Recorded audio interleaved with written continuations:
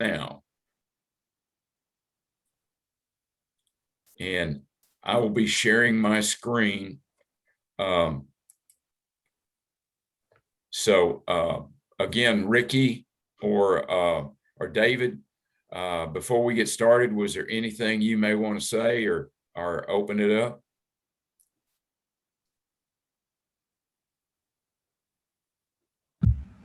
Bill, I guess I'll jump in and just say that, we're excited about, the opportunity.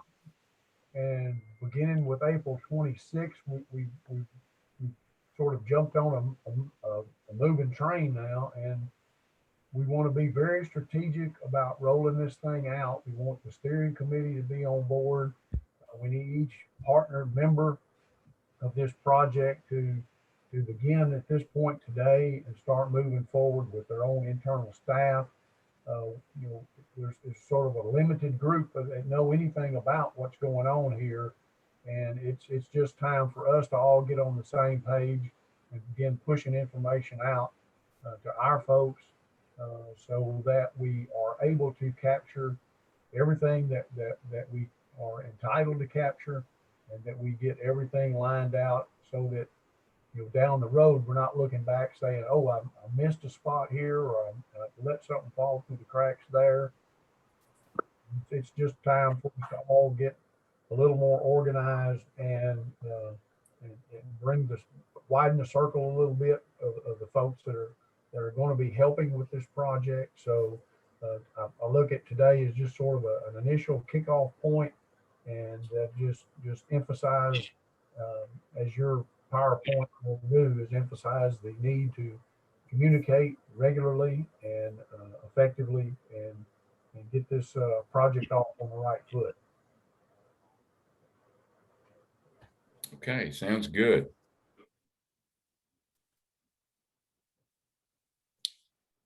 David, any thoughts from south of the Arkansas border that you'd like to share?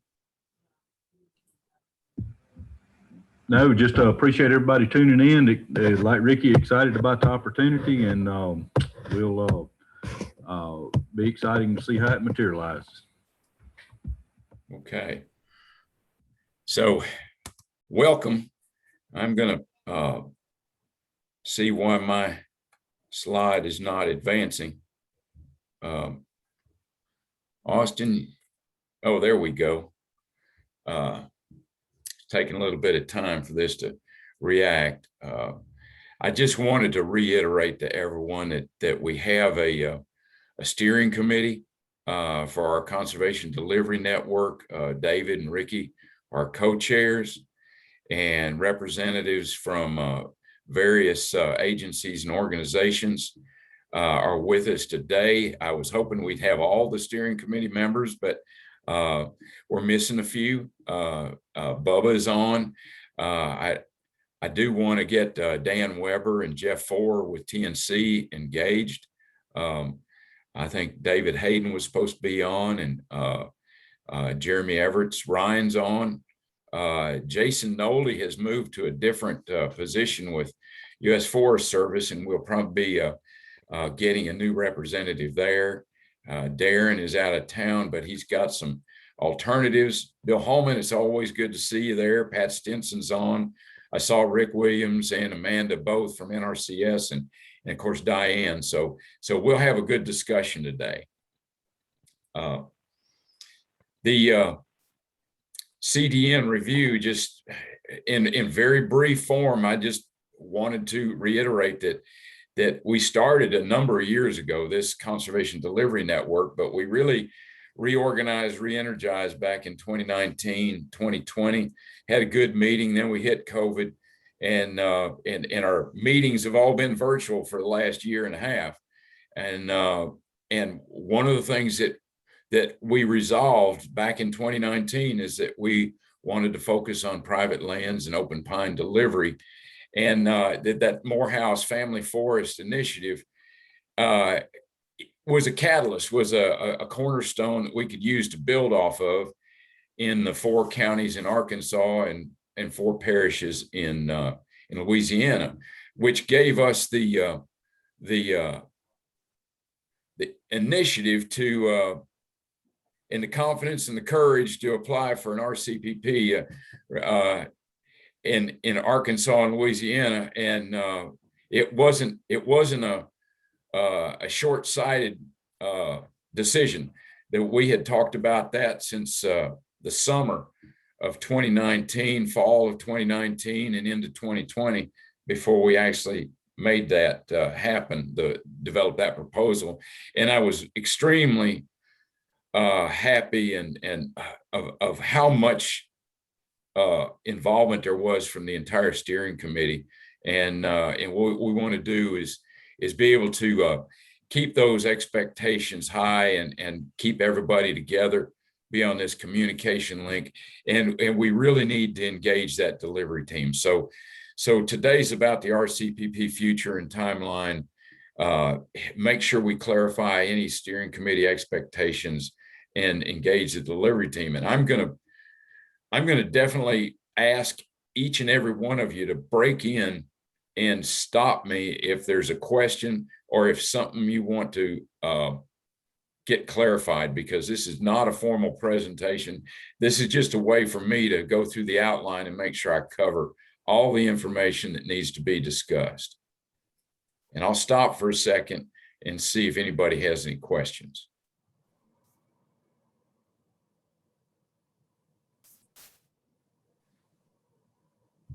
Not hearing any questions, I wanted to just cover briefly how a CDN functions. It's our forum to communicate for natural resource conservation, coordinate on the ground delivery, and that's what this RCPP is all about. We are in the midst of a 5-year coordination of on-ground delivery with all the conservation partners and then some within our CDN. And we want to eliminate these independent efforts that sometimes don't get us the most bang for our buck. And we want to prioritize those delivery actions and make sure we target the highest priorities for conservation based on what we've committed to in that RCPP proposal. Our function is to communicate, coordinate, collaborate among all of our leaders, all of our actions within this delivery network, and the overall joint venture partnership, which covers 7 states, not just Arkansas and Louisiana. But we want to set that stage. We want to communicate between planning, design, and delivery, and I want feedback from you as steering committee members.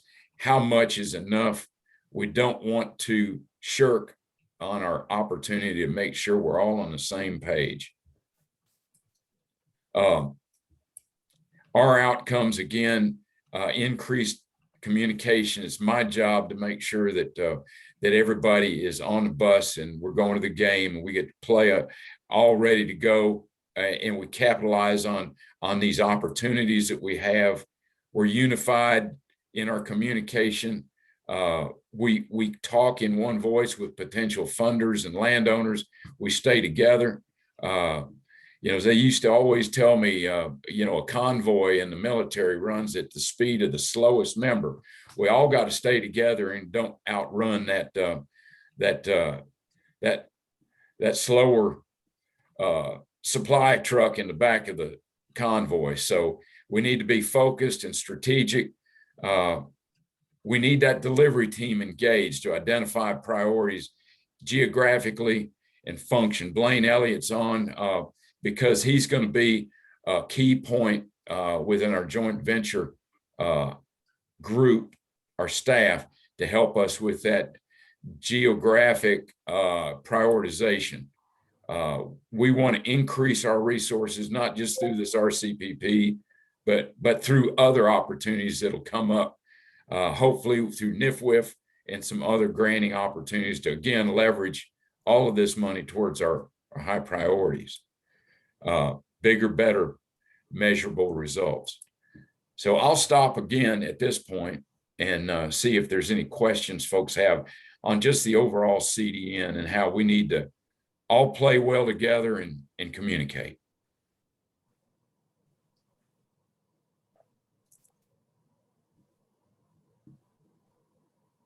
with that said, the Morehouse Family Forest Initiative started several years ago, actually before our CDN really got re-energized. It was an opportunity that came up. Quail Forever took a lead on that, and all of us sitting around the table have been engaged in one way, shape, or form on that, and it really did set the stage for what we're doing with this RCPP. The 4 counties in Arkansas and the 3 northern parishes in Louisiana are part of this RCPP. We did not include Wind Parish just because it is in that primary longleaf operating area, and the general consensus was we would be better off in those other 5 parishes in Louisiana. So again, it set the stage for how we work and what we do. And we have both Austin Kleiss and Sabrina Clays and Ryan Diener on that have really been at the spear of tip of the spear of that MFFI. It set the stage for Farm Bill opportunities. Again, it includes half of our RCPP counties and parishes, with engagement of Arkansas Game and Fish, Arkansas Division of Forestry, NRCS Quail Forever, and we have a backlog of acres for practices in each one of those counties and parishes that the RCPP may be able to help service. So again, it's tied at the hip for the groundwork that was laid by MFFI.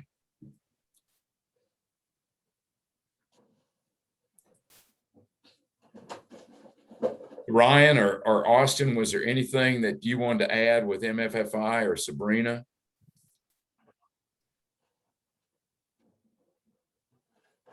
Okay.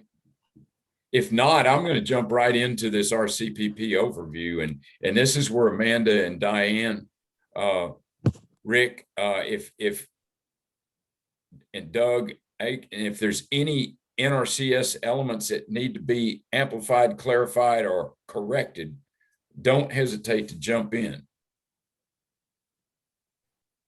Adjusted, where our original proposal was for $7 million, and the award came in at $5.9 million. So I would say that the last 4 to 6 weeks, a lot of the discussion I've had with NRCS and some of our leadership in the CDN was just trying to get down to that 5.9 million, and where do we adjust our dollars down to meet that.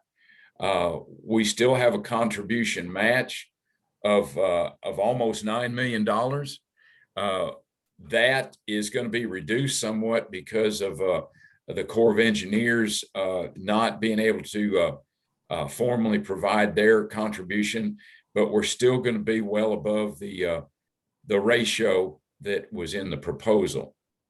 A lot of what we want to talk about today is calculating and reporting our contributions. We want to be able to start early and have a firm foundation so we don't get ourselves in trouble with reporting contribution. I wanted to clarify that 70% of that $5.9 million is direct landowner financial assistance. That goes on the ground to the landowners, the producers that have contract agreements with us as partners with the NRCS, and all those funds stay. That 70% of that 5.9 million will stay with the NRCS, and they will administer it through their county parish offices, district conservation offices.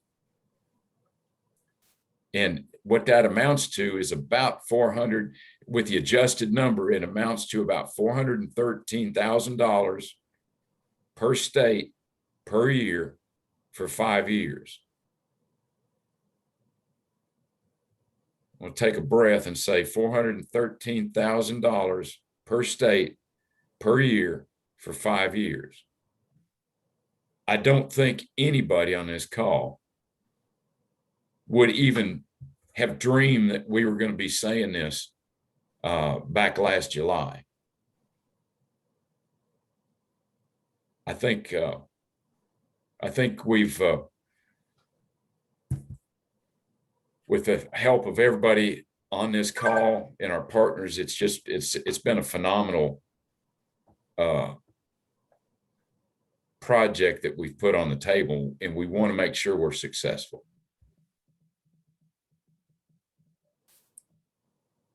Bill, I'll jump in there on that point and say that, you know, that was the way it was reported into the portal, you know, it was segregated out into equally divided segments amongst those 5 years. The practicality is, it on the ground implementing this, we hope that it doesn't work that way, that we want to front load as much of the field work part as we can first couple 3 years, so that we have implemented as much on the ground work on private land as possible, and then use the last couple of years to do more of the monitoring and reporting out. So just because it's down there as an equal proportion of each year, that's not necessarily the way it will wind up actually functioning on the ground.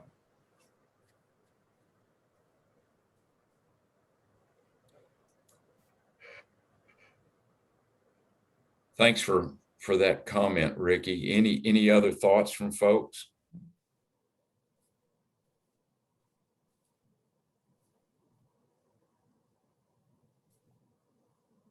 Okay. One of the things that the RCPP brings to the table, three areas that I really wanted to touch on was innovation, partnership, and management.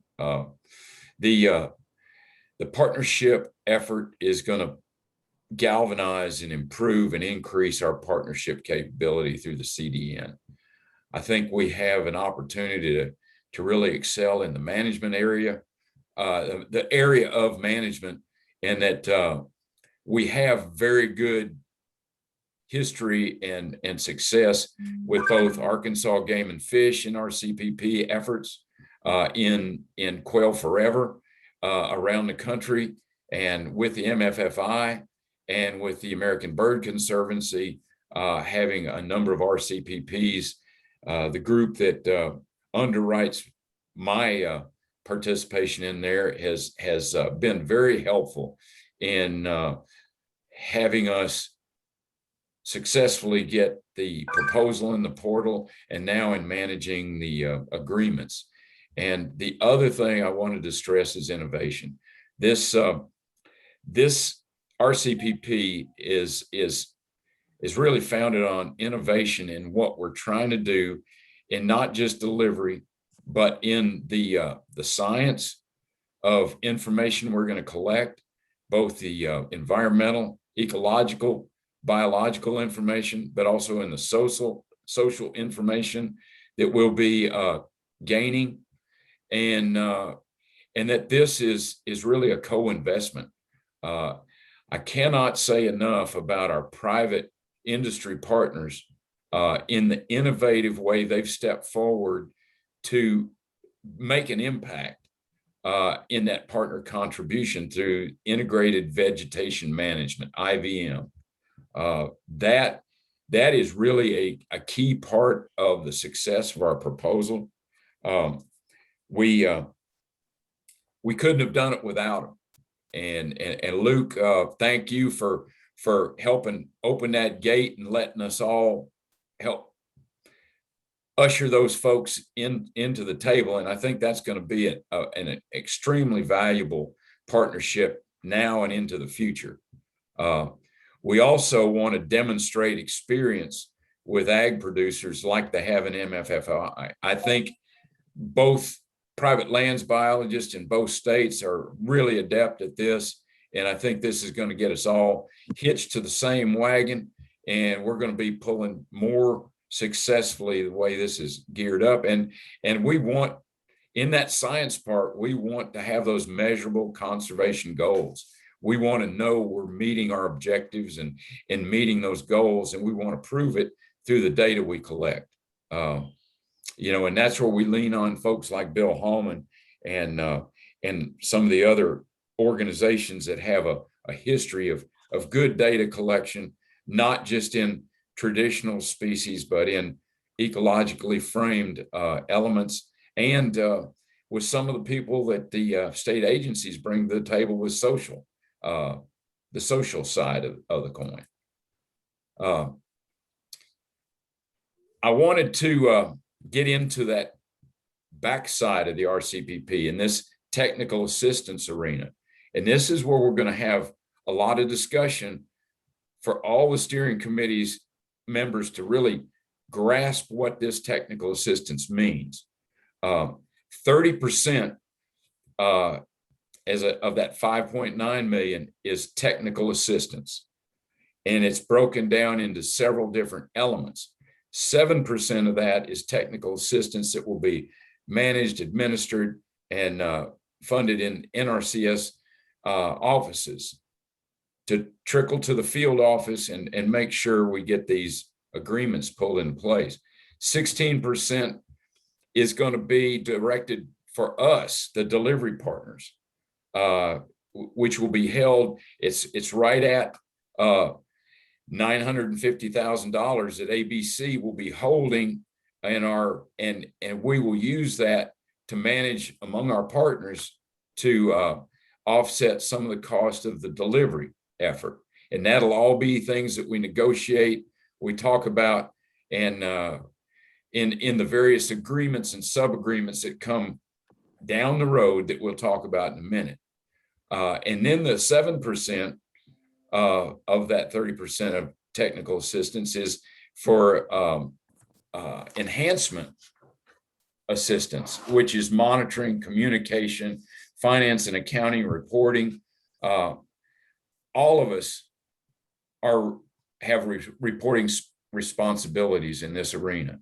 And this is where we wanted to start that discussion today, to make sure each and every one of the steering committee members know they have a part in this, and they don't need to wait until the 11th hour to get engaged. And we want to provide this forum for feedback.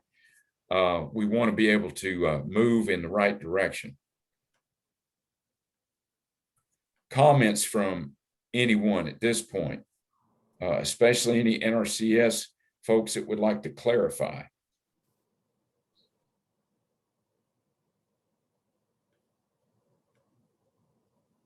Okay. Hopefully I hadn't made any mistakes yet, Amanda and Diane, but doing great, Bill. I have been known to take a big bite of my foot from time to time.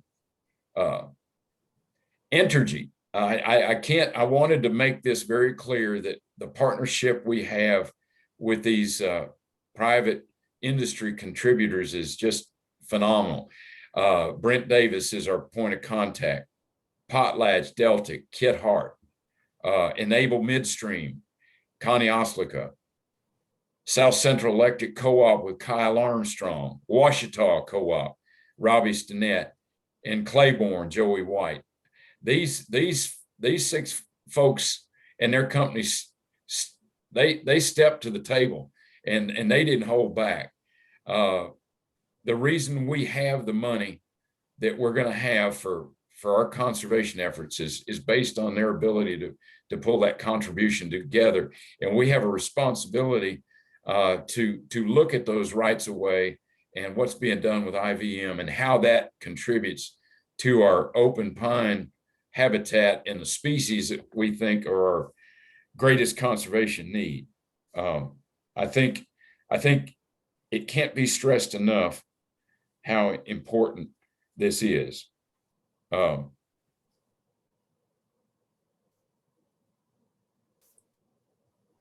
And other contributors that are part of our steering committee, Ag, Game and Fish, point of contact, Ricky Chastain, David Breidup with Louisiana Department of Wildlife and Fisheries, Darren with Division of Forestry, myself with ABC, Bill Holman with Arkansas Natural Heritage, Ryan Diener with Quail Forever, TNC with Jeff Four and Dan Weber, and U.S. Fish and Wildlife Service, primarily Jonathan Baxter with the Partners Program in Arkansas. We are awaiting a new point of contact in Louisiana with Andy Dolan retiring, and then Keith McKnight with the joint venture will handle the migratory bird element of that Fish and Wildlife Service connection. So all of those agencies, organizations have provided contributions and have a responsibility for reporting.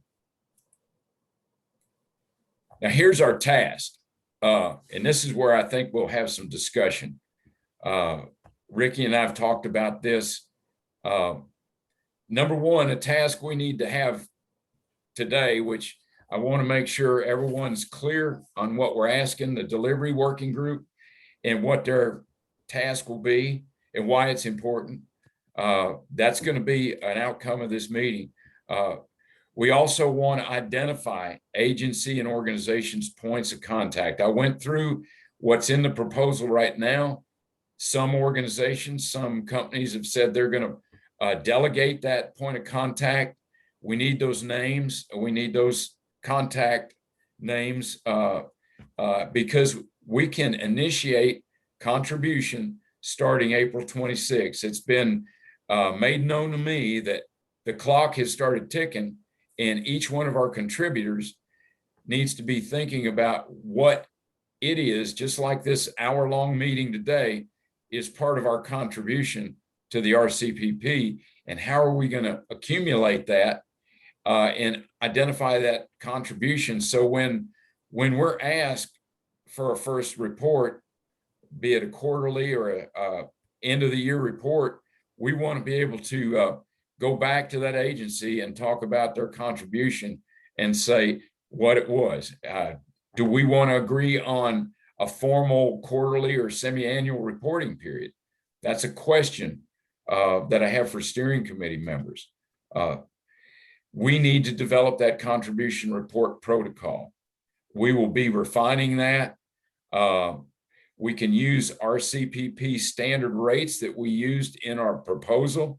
If that's the simplest way for a contributor to identify hours or acres treated, or we can use the agency accounting system. I know Arkansas Game and Fish has already established a fund code that can track their accounting of time spent on this.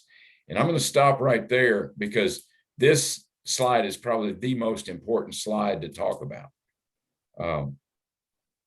Any comments from folks on this?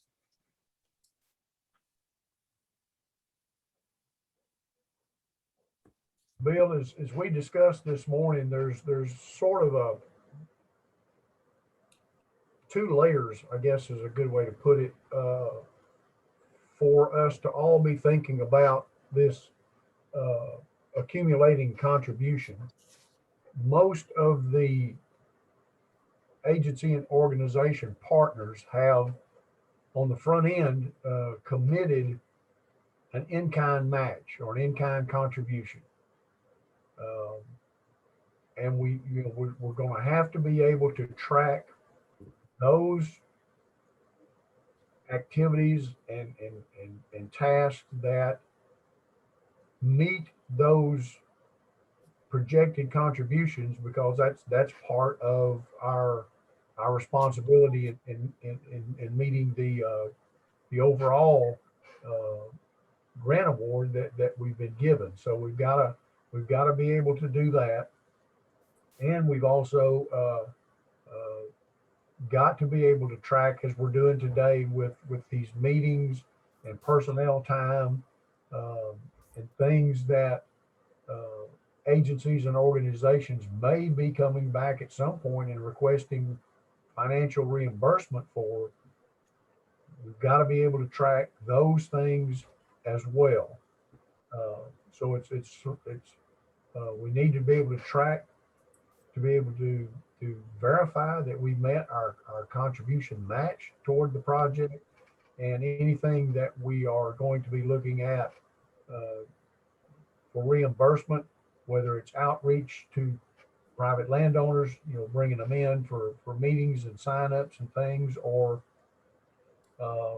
PLB time out there in the field, conducting site visits and follow-ups or whatever. So there's a lot of moving parts in this.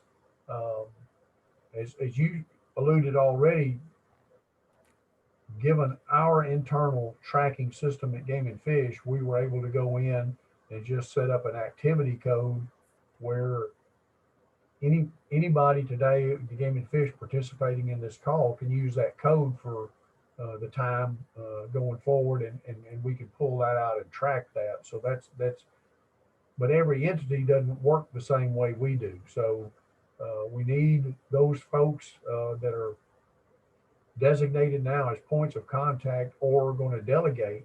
We need those folks to be thinking about how their particular agency or organization is going to do that type of tracking. And then at some point, we've got to compile or pool all of that together in one point so that we all are on the same page and understand how each one of us are going to operate. Again, the question, how often do we want to do that reporting? I think probably on the front end, quarterly. We need to really kind of get a good feel for, are we heading in the right direction? Are we capturing everything we need to capture? We might could slack off some of that as we go forward, but it's so critical on the front end. We don't want to lose anything that we're capable of capturing early in the thing, and then year 4 or 5, we're really scrambling around trying to get everything we're obligated to report on. So I think it's real critical on the front end that we do a very good job of pulling all this together from each individual entity moving forward.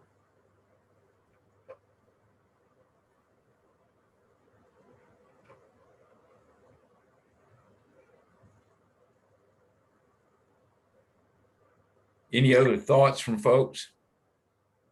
This is Diane Schlenker, and Amanda may want to address this as well. But one comment that you made, you were talking about reimbursement activities. Until we get the partnership program agreement in place and the supplemental agreement in place, we can't go back and charge against not your contributions, but your efforts earned for TA dollars. So right now, until those two tools are signed, you'd only be able to account for contributions. And that's the one of the, I guess, rules or policy guidelines of RCPP. So until the supplemental agreement is signed, then you would not be able to get reimbursement from NRCS for an activity. And just to be clear, that reimbursement has to start after the signature, after that agreement's executed. You can't provide any hours or acres that were tallied prior to that date. Is that correct? You've got 2 dates and kind of 2 different things, Bill. Your contributions, so anything going toward contributions, as in NRCS isn't paying for it, the partners are providing it as a contribution. Those started and can be tallied and collected and counted as of April 26th throughout the life of the program. So you can start doing anything to count toward your contribution goal of that 9 million right now. It is activities in which you are seeking NRCS reimbursement. So anything under that technical assistance dollars that you're earning, that any of the partners are going to be earning, those cannot be earned and subsequently billed to NRCS until we have the supplemental agreement in place. So we're actually like 2 steps away from that, because we have to get our partnership agreement, which is just our kind of big umbrella of the project. We've got to get it in place, and then the supplemental agreements would pare down from it. And until that is in place and signed, we don't have any dollars obligated for you to be charging against, which is why you're not Gotcha. able to charge until it's obligated through that supplemental. Thanks.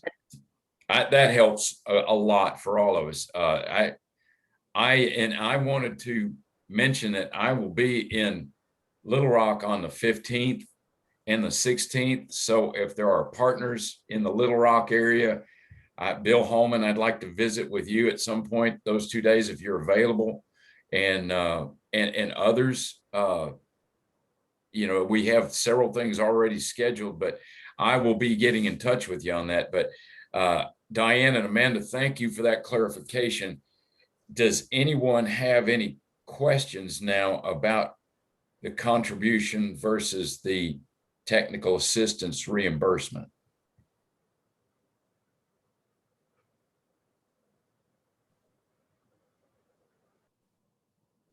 Okay, I think that's good, and we've got it recorded, so we'll move on, and we may, any other comments can continue to come. This next series of slides is just what ifs. This doesn't have anything to do with decisions made or reprioritization. Right now, the only map that is our official map for the RCPP is the PDF that shows the 8 counties and 8 parishes and those forested hotspots that we think are going to be key elements of our prioritization for the open forest implementation efforts. That being the case, implementation of this RCPP is going to be within every county and parish of those 8 counties and parishes. But there may be a ranking value that comes from this prioritization process that could be adjust higher value projects being funded initially. And it's part of the technical team, the delivery working group, to help with this. And this is just a conceptual idea. Do we accumulate these? Do we identify a conservation estate? How do we refine that map where we will work? Same thing in Arkansas. You know, where will we work within that within those zones? This is a little different rendition of what Blaine can help with the delivery working group. Buffer those red spots or those black spots. When you use color, you can see how those are buffered, and you can see how some of the conservation estate and the buffered forested areas could be prioritized.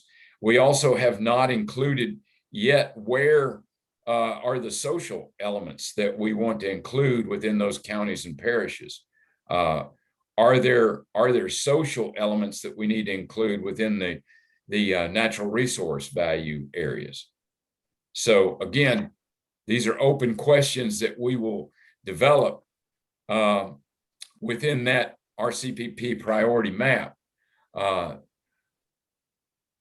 would like to recommend to the steering committee that we get a consensus on moving forward with motivating this delivery working group.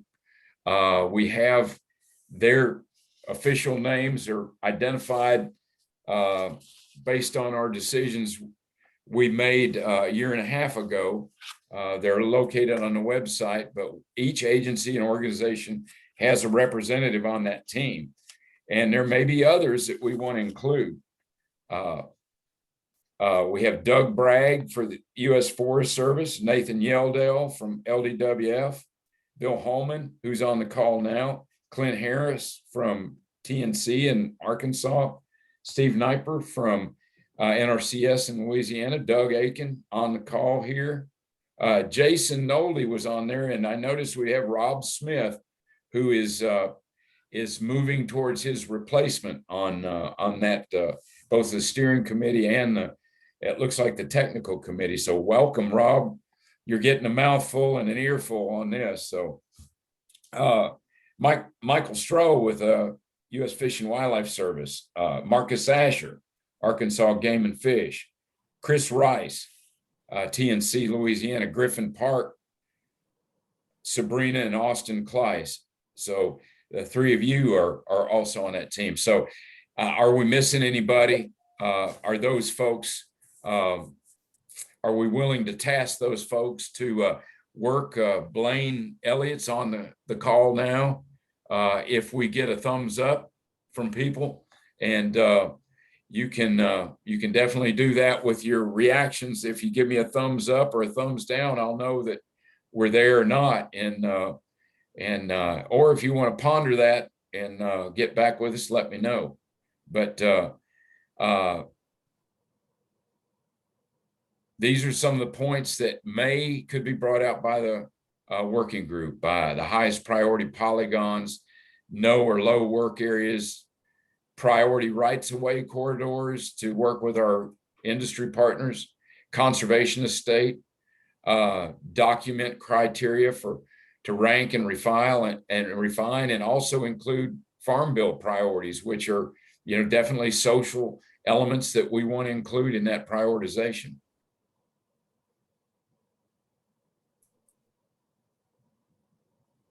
So that RCPP timeline, we know we got 5 years, but we also know that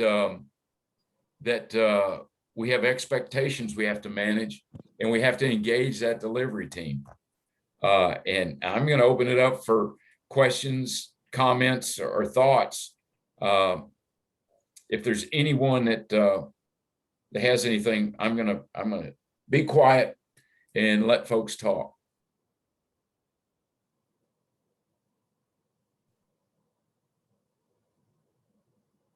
Bill, I think engaging the delivery team is a major priority for us right now. I mean, while we're waiting on these agreements to be worked up and signed, it gives us a little bit of a window here for this delivery team to operate in, because when it comes time to hit the ground running, we want these questions answered. We want a good solid direction for us when we go out and start to deliver this program. We want to know where to go engage landowners, and it's going to be this process that the delivery team is going to go through that's going to inform us where that question you asked them, you slide, where will we work? This process here is going to answer that question for us. So certainly hope that the steering committee sees the need and the priority for getting that team back up and running, and start setting some deadlines and setting expectations for them to bring a product back before the steering committee sooner than later, where we can start looking at it and helping to refine and get this part of the process done, while, like I say, we still have a little bit of breathing room here, waiting on these contracts to be developed and signed.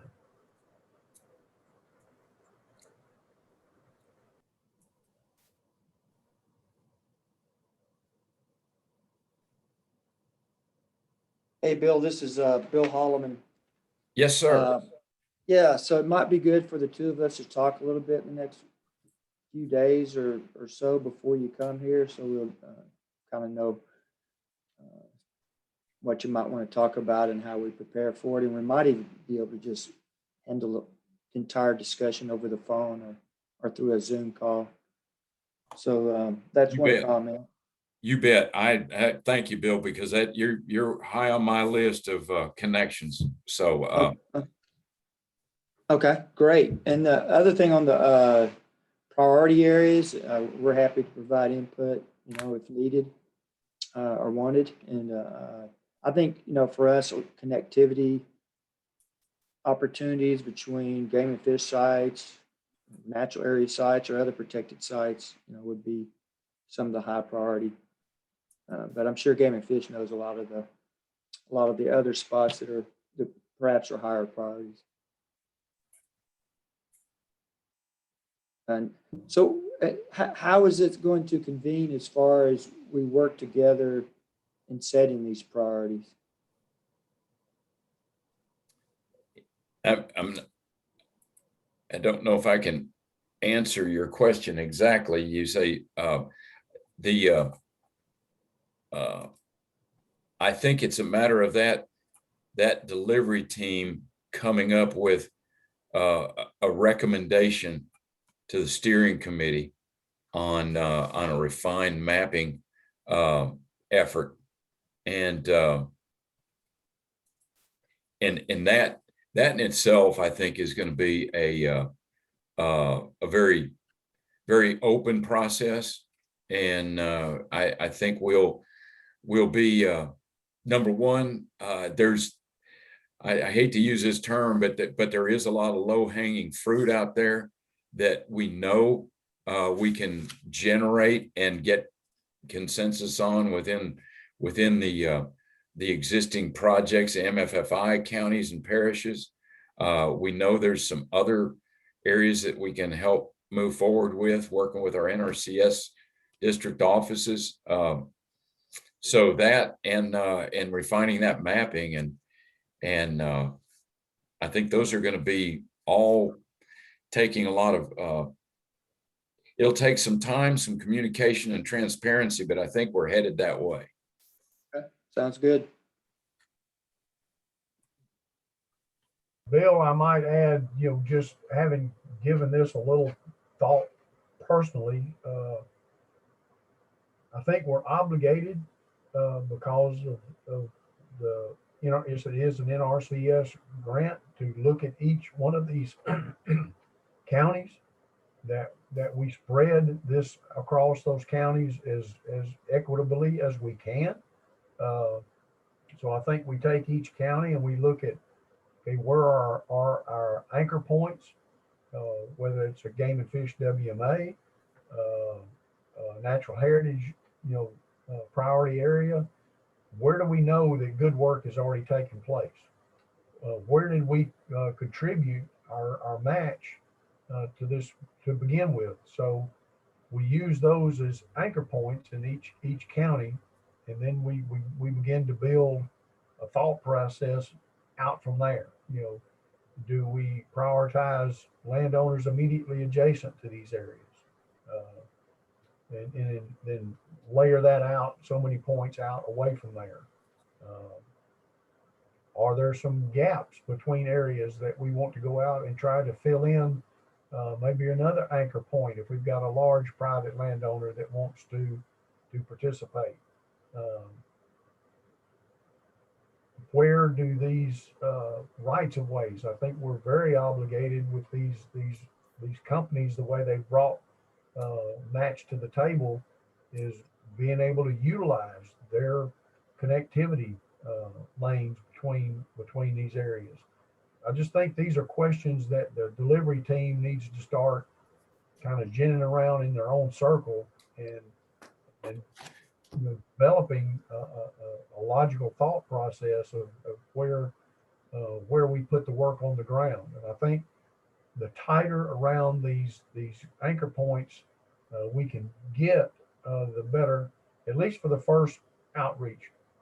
We may find out that we can't accumulate the number of acres that we need by being that specific. So there may be another round of outreach the second year, and maybe the team has to come up with a revised process to review where we do branch out a little bit farther. As Bill said, I think it's a very fluid process. We just need to get those folks thinking about these different questions and how we implement that on the ground. I would add that I think it is key to identify these priority areas we want to focus on and take into account some of those other layers that we might have out there. But I would like to clarify that, you know, this doesn't have to be the money around the counties. Sure, high priority areas, and you know, some county might not have a high priority area, so it won't be as equitable, but it's not that they won't have an opportunity to be in the program. And even outside of those high or medium priority areas, or we set it up, they'll still be eligible. And if we want to fund projects down into, you know, those low priority areas or whatever we want to call them, we can still do that. But I would like to put it out there that I'm not sure that I don't think we should be thinking about it as trying to equitably spread the work and get the outcomes we want. I don't think.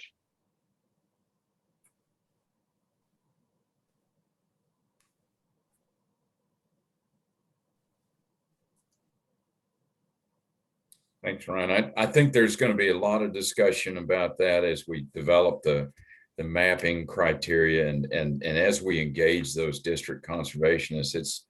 There's not an easy answer right now, but what is good is that we're keeping the lines of communication open and we continue to have these discussions.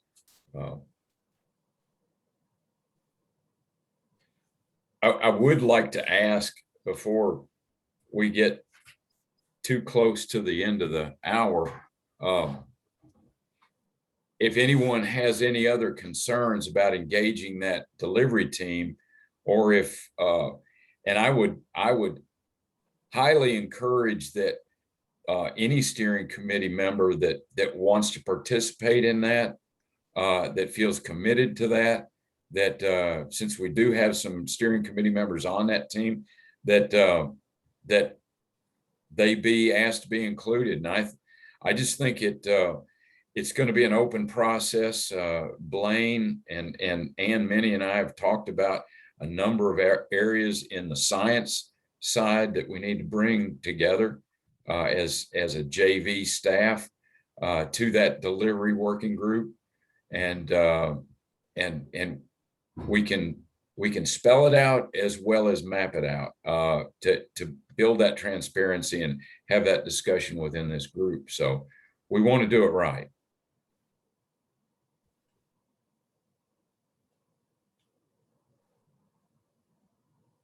If I could ask, you know, if you guys are okay, if all the ladies and gentlemen on the call today are okay, there's a reactions button at the bottom of your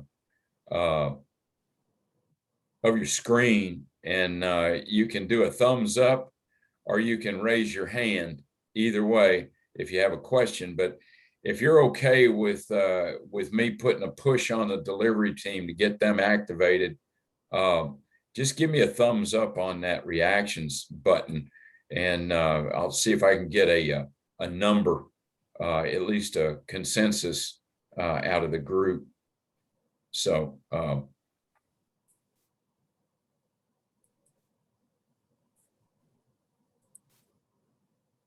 and there are some non-voting members, but if anybody has a question or is hesitant, you know, give me a call. Right now, I'm not seeing any hands up, and I'm seeing a lot of thumbs up that came across. So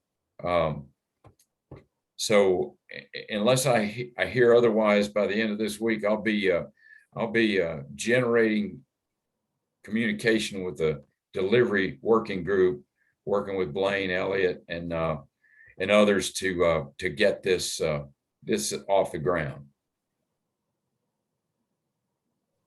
Bill, just a heads up on the and engaging those folks. It has been quite a length of time since that group has been active, and some of them have been assigned that from higher up in their own organization. So it may be it may be a need to start at square one with kind of letting them know what they're about and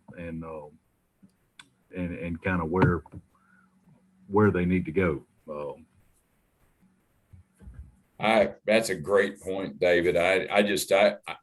You know, we met 2 years ago, and I want to say that 2/3 of the people on that delivery working group are new members that we came up with 2 years ago. And since then, we haven't had the opportunity to engage them, but we do now. So it is going to be a square one. It's going to be not only a 101, it's going to be, I think the first gathering will be more of a CDN 101 on what they've been tasked to do. And if they have serious reservations, they give them a life preserver where they can bail out, and we'll get somebody that does want to participate. But I think that's a great comment. It's not going to be an easy start. They're not primed and ready to go.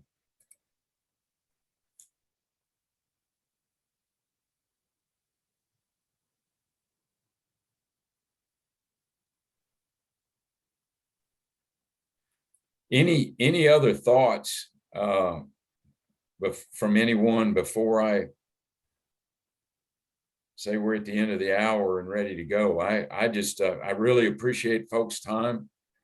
Really, you know, am just amazed at all the support we've had, and I would definitely encourage folks to go to some of that material I sent from NRCS, some of their communication toolkit materials are great ways to get information out to your respective organizations or agencies on what to expect. And as you can see with the partnership agreement and then the sub agreements, we're probably talking about months before we get these signatures in place and we really have a much clearer path forward. But we are going to have a path, and we are going to make progress. So I can assure you that. Any other thoughts from folks before we close out? Well, as you just stated, Bill, that, you know, having the delivery team get, you know, back online and working on this task that they're assigned, the conclusion of that is going to inform where we do and how we do our outreach to landowners. So that's another step once we get beyond the actual product that the delivery team will give us. That gives us time to plan the outreach part, so that when we do get those agreements signed, I mean, we're sitting there ready, primed, have a plan of action, and we can immediately go out there and hit the ground running with these landowners. So it's critical each one of these steps be taken well in advance of the agreements being signed, so that we don't have any wasted time when we can have the maximum opportunity to get out there and be working with landowners.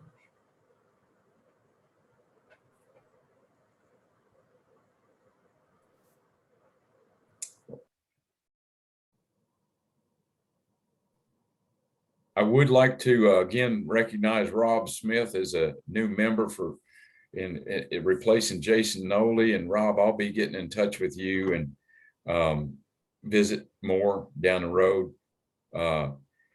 Claiborne Parish is going to be a cornerstone up there in Louisiana, and we want to get you engaged. So again, thanks everyone, and I'll give you another minute or so if anybody has any other comments. I know that some of the Louisiana folks are meeting. I'd encourage as much of that engagement and coordination now as we can.